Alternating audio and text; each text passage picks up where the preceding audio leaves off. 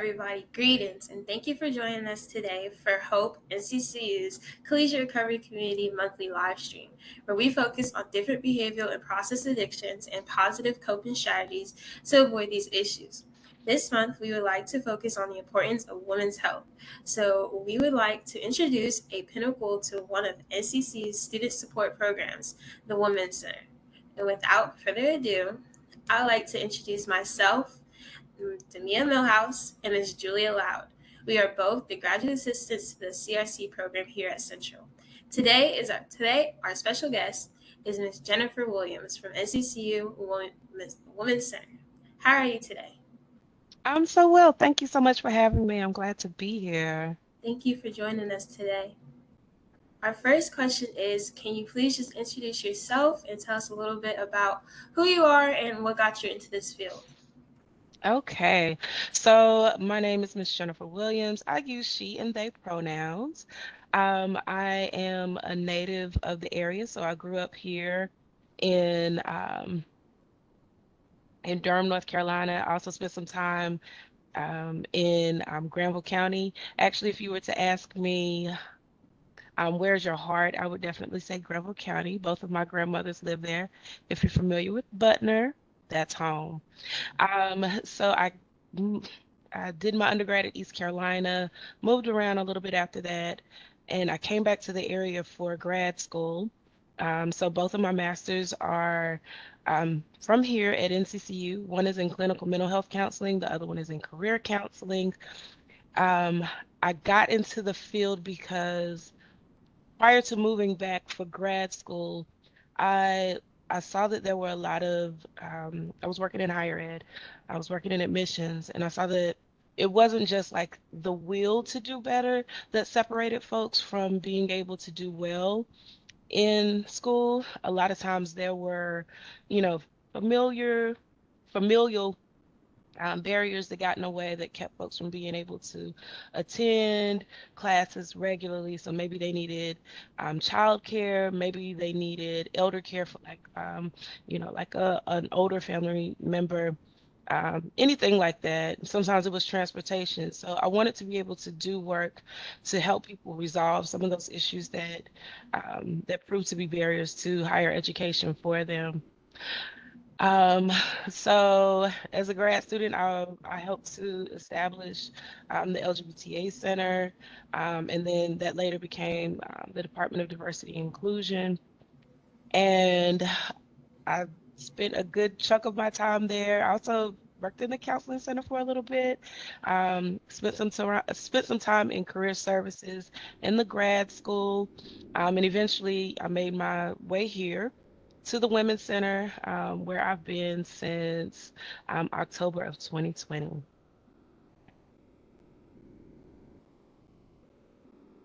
Thank you so much for that introduction. And that leads us to our next question. What is the most enjoyable aspect of your current role and closely working with students? I would definitely say just that part right there, working with students. Um, I've been in higher ed for a little over a decade now. And I would definitely say the reason why I continue to come back, one of the things that continue to inspire me is, it's definitely the students. But I love learning. If I was not working in higher ed, I would still be working in some type of field where it allowed me to learn more about people, learn more about the world around me. And so my favorite thing about working with students is that I learn so much more from them than they could ever possibly learn from me. I tell students that all the time, and they just look at me like, what do you mean by that? And I'm just like, trust me, you teach me things too. And so I really appreciate that part. Thank you. And congrats for working in the field for so long. I know that it is an amazing goal and a great point in your journey. Yeah, Can you share insight on some of the effects of women in substance use? absolutely. I think before you can really talk about the effects of any particular group and or any individual in substance use, it's important to understand the why. How did we get here? And so understanding those underlying factors will always give important perspective and context to exactly how the effects not only show up and impact the individual, but also the community around them. Within matriarchal cultural systems, or cultural systems where you see primarily women or femmes doing a lot of the roles around disseminating cultural norms, cultural information, cultural knowledge, histories, um, especially around like child rearing. When you have a woman or a femme person dealing with those types of substance use issues, it's not just them that's impacted. When you want to talk about the effects, we're talking about it's not just the effects, it's how it reverberates throughout the community, how it reverberates throughout that family system. And so it doesn't just affect or impact that individual, it absolutely impacts entire generations. But when you talk about what it is to help someone come out of that type of situation, in those particular types of family systems or communal systems, you also have to talk about um, recovery methods that are also going to address those same reverberations throughout the family system, throughout the family structure that may be in home. And so I think it's important to keep in mind, not only for our students here, but for a lot of people that come from communities that feed into NCCU, which is a microcosm of the outside world. It's important to take those things into consideration when addressing problems within those systems as well. Um, so it's not just, you know, mother, father, children, and pet. It's auntie. It's you're dealing with somebody's auntie. You may be dealing with, more than just a daughter. You're dealing with a caretaker, a caregiver. It's important to look at the responsibilities that that person may carry. It's important to look at um, the different folks that they may be responsible to, or that may be responsible for them, because a lot of our research now is definitely telling us that trauma-informed care is very important. So what is that person carrying? How long have they been carrying it, and how is it showing up in that family system as well? You may not be able to address the entire system. And so, as a practitioner, or, even as an educator, some of the more frustrating parts are that you can only treat what you can see. And even when you can see a bit more, you may not be able to reach um, other really important factors within that system, other really important components within that system, maybe the mom, or, the father, or even the children that may be impacted by that, or the other family members that that person may be responsible to, or that may be responsible for that individual in the situation that they may find themselves in. So, when we talk about trauma-informed care, that is absolutely an important factor to keep in mind, but then also to keep in mind the cultural system that you may be dealing with, which is why cultural humility is such an important factor when practitioners or helping professionals are stepping in um, to help a particular situation, or assessing a situation. I think that's so important, and that's definitely great insight. And even you speaking with looking at people deeper, the responsibilities that they carry and the titles that they hold in other people's lives is such an amazing point to make. And it even has me thinking like of how, in depth we can understand a person, how that manifests in like the care that they receive. So thank you so much for that. And that brings us Absolutely. to our next question. What are some of the concerns that you often see in the Women's Center? That is such a good question. Thank you for that. Now, I'm going to be honest and tell you, one of my favorite things about having been in higher ed for this stint of time is really to be able to see the ebbs and flows and how things have changed and developed over time. And so, what I may have seen with students in 2016 is vastly different than what we see with students in 2023. And I talk about this all the time because it's been such an important factor, but I don't think we will really understand the true impacts and the true effects of what COVID-19 has given to us. Now, I say given to us because it can definitely, there's no doubt it was a troublesome time to get through, not only, for those of us who were infected with the virus and recovered and, wonderful that some of us were able to recover, others of us did not, and some of us passed. And it wasn't just older people or unhealthy people. There were also younger healthy folks that we didn't expect to have such a hard time with the virus that did. And it wasn't just the health impacts that changed the way that we function as a society. It was also our social structures. And so, one of the biggest ways that I've seen um, mental health become more of a concern, substance use become more of a concern with our student body and folks within this age range, this typical college um, age range, is learning how to make friends. And that may not seem like that big of a deal. Oh, well, you'll figure it out. Well, how do you someone who graduated um, earlier on, I had a prom. I had a first job.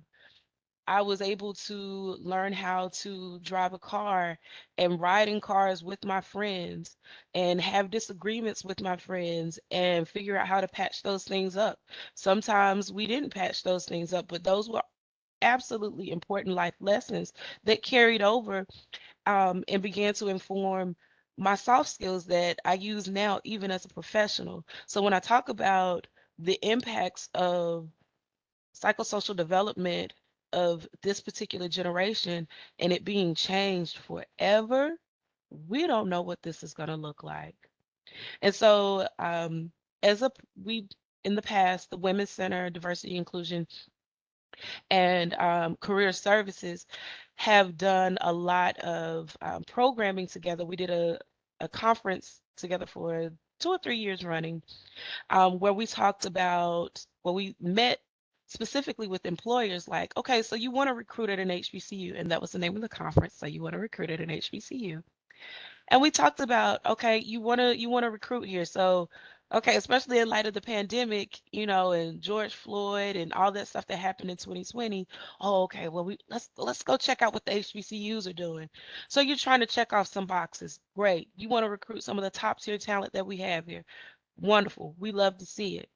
But what is it to retain that? What is it to retain that talent?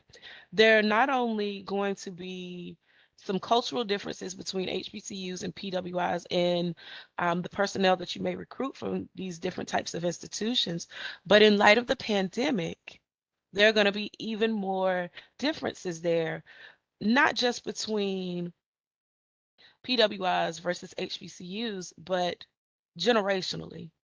So the types, again, like I said, the types of experiences that I had coming through undergrad and high school, even because we have to talk about that, are going to be vastly different than what we see people running into, or what we see our students who are leaving us now, who are graduating and moving on. And so establishing friendships talks a lot about or leads into those soft skills around um, developing personal and professional networks that are going to lead to professional advancement. And again, when we're talking about professional advancement, thinking about those family systems, is not just the individual that's advancing, it's that family that's advancing, it's that community that's also making advancements as well. So, and then again, thinking about those, what family systems may look like, financial stress. Some of our students work multiple jobs. I had multiple jobs in undergrad, but that was because there were things that I wanted. There were also things that I needed to take care of, but I've never seen a need so great with so many students who had to have 2 or 3 jobs, and maybe they need to take a semester off, and because they aren't able to get housing on campus. Now they're living off campus, um, and they start a family prematurely or earlier than what they wanted. So now we're talking about childcare, and that may be different from, just providing care for nieces, nephews, and little cousins or something like that. Time and resource management is another really important one. Um, and then just the managing the growing bevy of adult responsibilities. Those are always fun, just adulting in general and that the learning curve that comes with that. So yeah, those are some of the things that come up there. That was some really great insight on how you guys really help those students. Mhm. Um, so, our next question is: do you believe substance abuse is an issue on the NCCU campus? Yes, I do. Um, I think that it's an issue that shows up in a not in any unconventional ways that you might not see on any other campus of our, similar size. I think the substance use issues that you see on our campus are again indicative of, um, some of the things that we see within the wider community. So what we see here on campus is a microcosm within what we might see within the larger community. Mhm.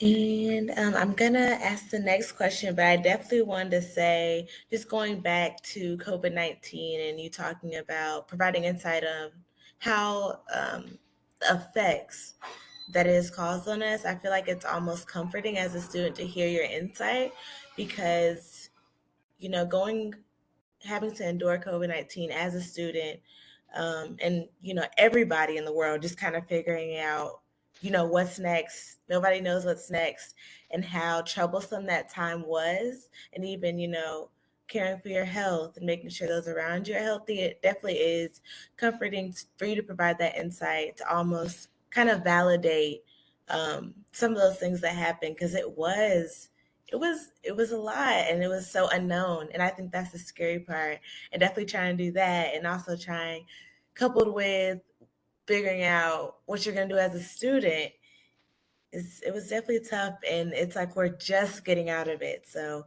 you talking about those effects that probably some in which we haven't even endured yet or some in which we won't understand till years down the line. So thank you so much for that. And that brings us to our next question. Mental health literacy is an important aspect to have in college. What would you say are the concerns with women and mental health? Absolutely. So I'm glad that I could provide some comfort there. Um, I don't think we do, there's not even that we don't do a good enough job. I don't think there's enough time for us to do what we're supposed to do, and then also talk about how COVID impacted us, how it impacted me. It was a change for me as well, and wide-reaching effects. I'm not even going to dive into it. No, it was a mess for everybody. Absolutely.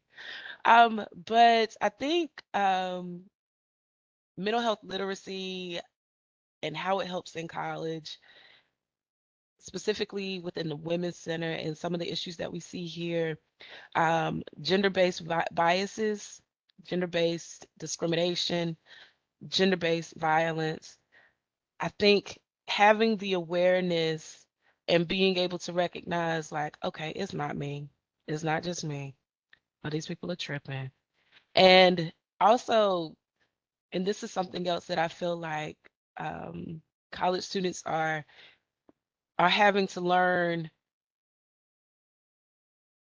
in a more challenged way as a result of COVID-19, but emotional regulation.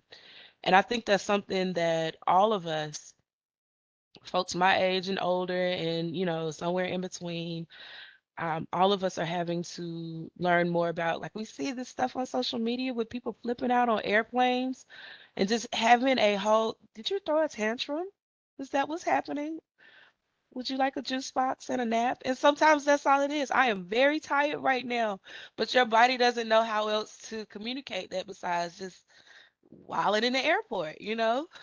So, um, but emotional regulation is a big thing, and just being able to take a time out and just be like, okay, give me 15 minutes. I'm gonna go over here and I'm gonna do some deep breathing and some thinking. I'm gonna take a walk around the building. I'm gonna come back and then we can have a conversation. Just give me a minute. But what is it to emotionally regulate before you just, you know, email the chancellor about something that you probably should have had a conversation with your advisor about 3 months ago? You know? Um, but then, I mentioned the component about psychosocial development and just typical experiences of um, developing self-efficacy, self-confidence, and self-esteem. Within the context of an HBCU, we know that um, HBCU grads tend to fare well, comparatively speaking, emotionally, and within the professional context.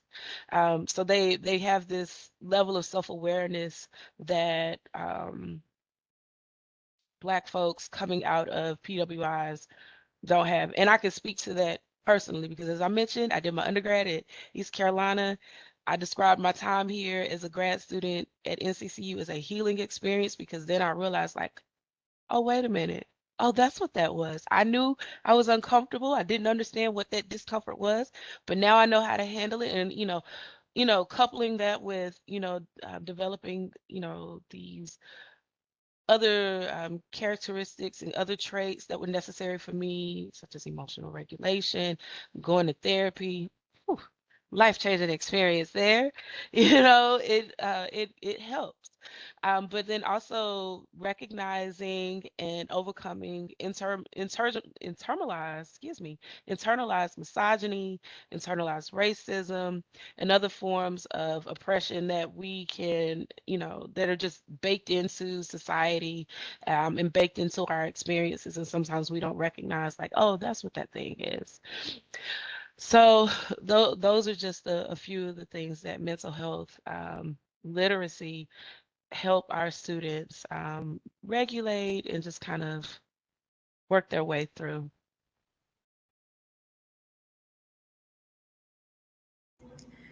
Thank you. What are some of the concerns that students can come to the Women's Center for? So all of those things that I mentioned previously, a lot of our programming targets um, relationships.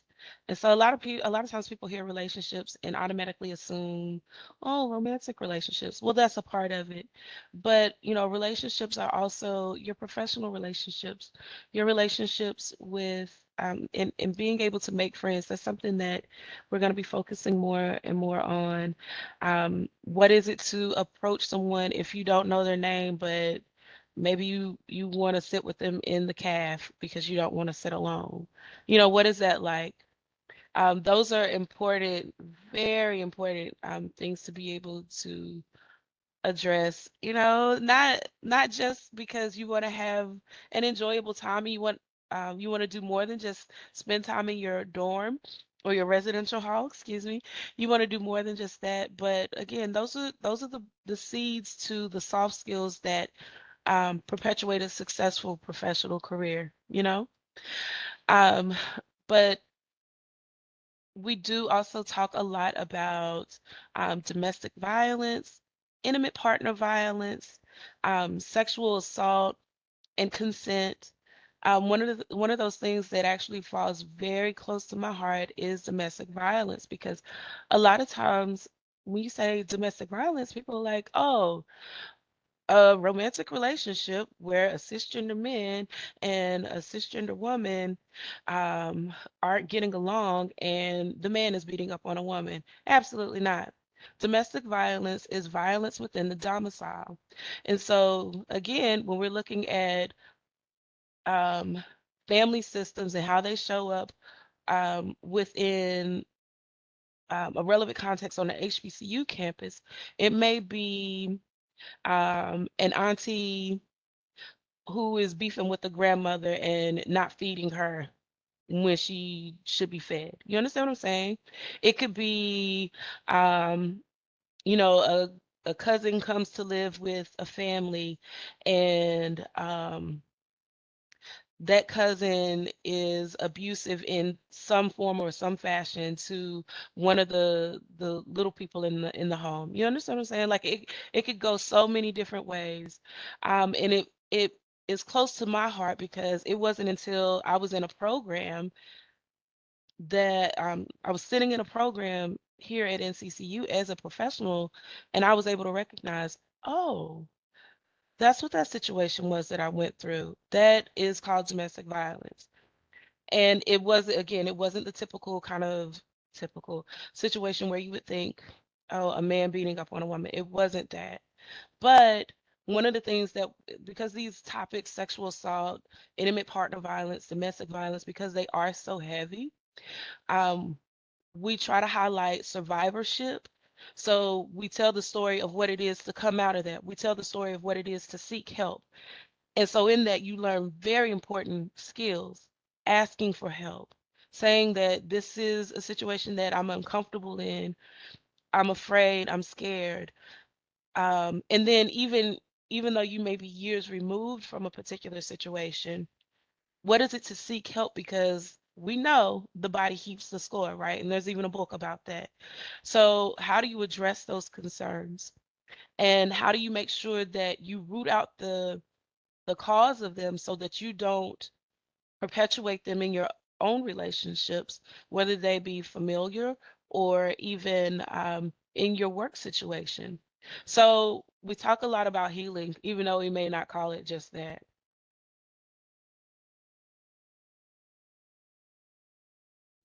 And our next question is, can you discuss some of the ways you work to support students who are experiencing addictive behaviors or mental health concerns, and how do you guys assist students further with some of these concerns? And there is another part to this question. How is this support sustained over time? Okay. So we're actually in the process currently in the Women's Center. There's just me. We are actually doing some hiring for our education coordinator. And then also we will be doing some hiring. Be quiet. But we'll be recruiting new folks to help us get our work done here in the Women's Center. Um, However, I mentioned that it's just me because anybody that does this kind of work, like you definitely have to have a heart for it, which means that your self-care has to be on point because it can get old very quickly. And it is, especially if you, so I'm an oldest child. I'm also the oldest girl. And if anybody understands what it is to be an oldest girl in a household of several other little people, like we tend to take on helping roles fairly early on. Um, but it's in order to do the work, self-care is probably the most important factor to look at there. Um, your question was longer, so I'm gonna do my best at remembering other pieces. Oh, yes, this is the other thing I wanted to say. We cannot do it all. We refer out quite a bit. One of my favorite things to do is actually to refer students to the counseling center. And it is so funny. Students will come here, "Oh, I don't want to go to therapy. Can't you just be my therapist? You and the 400 other people that want to talk to me? That's not realistic." So I got 20 minutes. We could talk about it right now, and at the end of this 20 minutes, so boundaries. We could talk about what it is to possibly go over to the counseling center. If or if not the counseling center, let's look at some of the apps that the counseling center has made available to the students. So Tao and Calm. Um, in a perfect world, I would love to have a group, um, like a group that maybe meets maybe twice a month or once a month here in the Women's Center where we talk about specific issues. A lot of our programming also addresses a lot of the conversations that I just overhear, walking around on campus. So our Teal Table Talks is our version of the Red Table, where we and teal is a color associated with sexual assault. So really, this was a program that started out as a part of our Consent Awareness Month, but we've decided to continue it. And it's just, so when we talked about domestic violence and struggle love, we talked about Krishan and Blueface. Bless his heart. That's all. That's all. Just bless his heart. He's on our sick and shut-in list, and we just gonna keep him lifted up in prayer, you know. So, but if we approach those issues that come up on our social media feeds or that we see within popular culture, they also help us to address them and make them relevant to our students here in the way that they see those things as well. So referring out, like I said, not just to the counseling center or the dean's office or Title IX or, any of the many resources that are available here on campus, including SAS and TRIO. Learning difficulties or learning differences is also something that we talk a lot about here as well. I hope I answered your question. Yes, you did. Thank you so much for that. Thank you for sharing that great information and your movement in trying to direct people to some efficient help. Some people who set the time for that help and sharing the importance of your boundaries. That's something that a lot of people forget, that workers, they have boundaries as well. I mean, it's not in my job description. So that was amazing. Your work there at the Women's Center is phenomenal, and you're trying into connecting students and opening those important discussions and making it relevant, such as Krishan and Blueface, because they are definitely something we all have to put up or pray for. Can you provide some advice to our viewers that you usually give to your students who are struggling with mental health and or substance abuse? Absolutely. I would definitely say it's not just you. You're not the first, you're not the only, and it can be managed.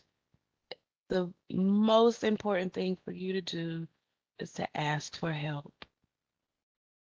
That part. Ask for help. One of the things that um, I mentioned that domestic violence is a part of my own story. It was something that I encountered growing up. Um, and so my siblings and I have, had various conversations about, what it what that means for us as adults. And, I was speaking with one of my siblings earlier this week about, just what it was like for me to begin to recognize how what we endured and what we survived, what that meant for me being able, how it impacted my self-confidence and how it impacted um, even my choice of career, What has that been like for me to be able to ask for help and then to recognize that I can't solve everybody's problems? you know? So how does that, and I would say to the folks out there who need to ask for help, don't let the situation, the trauma, whatever it is that you're dealing with, don't let that thing keep you from the best version of your life. Ask for help. And asking for help is not indicative of weakness because it requires a special type of strength to recognize that I don't have it. Somebody else gonna have to come do it. I don't have it right now. And then to say, you know, to be able to talk about it, that's another level, of strength that, can be worked through there.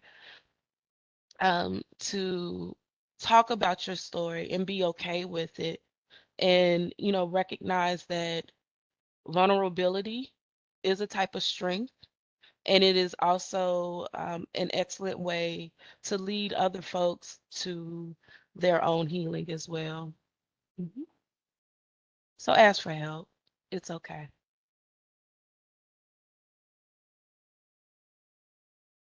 And thank you so much. And that's important. I definitely feel like asking for help, it shows so much more confidence. It shows so much more vulnerability than people realize. I know a lot of people shy away from asking for help, but as you detailed, it's so important. And like you said, like telling people that they're not alone, because often as people, as humans, as Black women, we experience similar things. So I think that's some great advice. And before we conclude, we did want to ask if you had any final remarks for our viewers. And if so, please feel free to add any social media tags or events that you would like our viewers to be informed about. Absolutely. Thank you so much. I've enjoyed this talk. Yeah, I appreciate you all, and I appreciate what you're doing over there. So if nobody's told you today, thank you, thank you, thank you. Um, Definitely follow the Women's Center on Instagram. It's the best way to find out more about what we have going on. At NCCU Women's Center is where you can find us on the gram. So there'll be more information about the things that we have going on for the fall. We don't have anything planned for the summer. I'm just trying to get folks in here, um, trying to restock my staff. And then in the fall, you'll see more from us.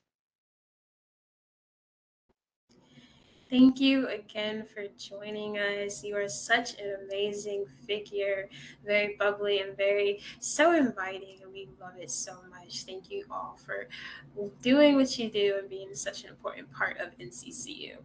Absolutely. Please follow us on all our social media platforms. Follow us on Instagram at NCCU underscore collegiate recovery and at NCCU underscore counseling center, and on Facebook at NCCU Counseling Center. Also, please be on the lookout for our next monthly live stream. Have a great day, everyone.